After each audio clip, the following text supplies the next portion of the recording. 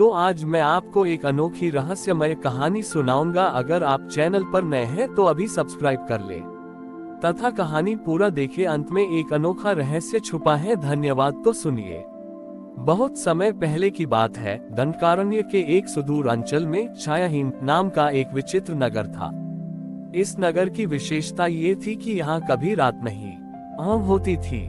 आकाश में सदैव एक मध्यम सा प्रकाश बना रहता था, जिसके कारण वहाँ के लोग कभी सो नहीं पाते थे।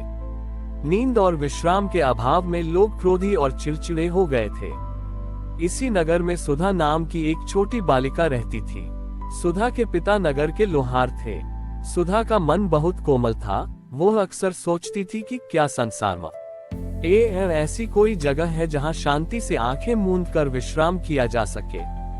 नगर के बीचों बीच महादेव का एक प्राचीन मंदिर था, जिसका नाम था जागृतेश्वर महादेव। लोग वहां जाकर महादेव से शक्ति मांगते थे, पर सुधा वहां जाकर केवल एक ही प्रार्थना करती, हे भोलेनाथ, आप तो वैरागी हैं, शमशान की शांति के स्वामी हैं।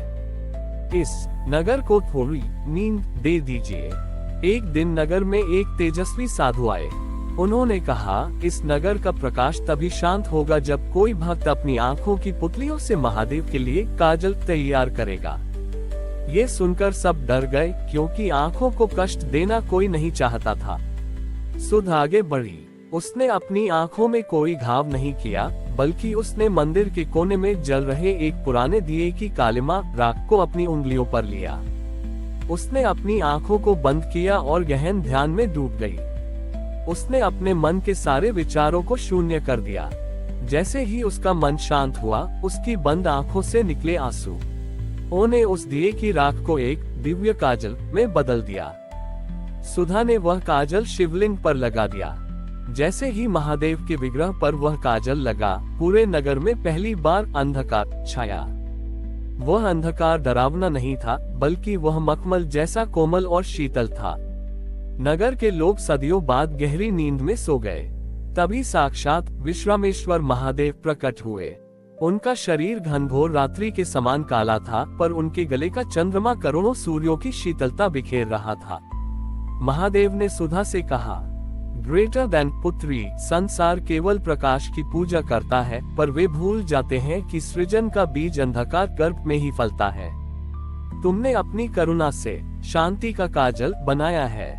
जो मनुष्य जागते हुए भी अपने भीतर के कोलाहल को सुला देता है, मैं उसके हृदय के एकांत में वास करता हूँ। ग्रेटर देन महादेव के स्पर्श से उस नगर में दिन और रात का चक्र शुरू हो गया। वह दिव्य काजल अब मंदिर की दीवारों पर फैल गया, जिससे वहां आने वाले हर अशांत व्यक्ति को मानसिक शांति मिलने लगी। सुधा ने सिखाया कि महादेव केवल तांडव के देवता नहीं है, वे उस परम विश्राम के भी स्वामी हैं जो हमें खुद से मिलाता है। आज भी उस मंदिर को निद्रेश्वर महादेव कहा जाता है, जहां लोग अपनी चिंताओं को सुलाने और मन को शांत करने आते हैं। नगर में रात और नींद के लौटने से लोग फिर से स्वप्न देखने लगे थे और उनका स्वभाव शीतल हो गया था। लेकिन जहां शांति होती है, वहां कभी कभी अशांति का व्यापार करने वाले भी पहुंच जाते हैं।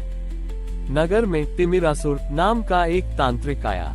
वह काला जादू करने में माहिर था और उसे लगा कि यदि वह महादेव के उस दिव्य जल को प्राप्त कर ले, तो वह पूरे संसार को सम्मोहित कर सकता है और सबकी बुद्धि पर अपना अधिकार कर सकता है।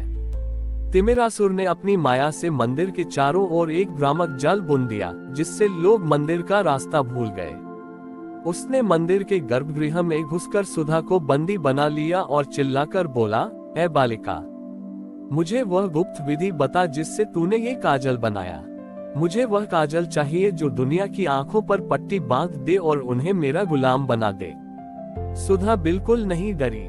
उसने शांत स्वर में कहा, तांत्रिक, ये काजल आंखों को बंद करने के लिए नहीं, बल्कि भीतर की आंख खोलने के लिए है। इसे चुराया नहीं जा सकता, इसे केवल स्वयं को खोकर प्राप्त किया जा सकता है। तिमिरासुर ने अहंकार में आकर अपने मंत्रों से शिवलिंग पर प्रहार किया। जैसे ही उसका मंत्र शिवलिंग से टकराया, वो दिव्य काजल पिघलकर शिवलिंग से बाहर निकलने लगा। लेकिन वह काजल तांत्रिक के हाथों में नहीं आया, बल्कि वह छाया बनकर तिमिरासुर के शरीर से लिपट गया। तांत्रिक को अचानक महसूस हुआ कि उसकी सारी शक्तियां लुप्त हो रही हैं। उसे अपनी ही परछाई में हजारों डरावने चेहरे दिखाई देने लगे।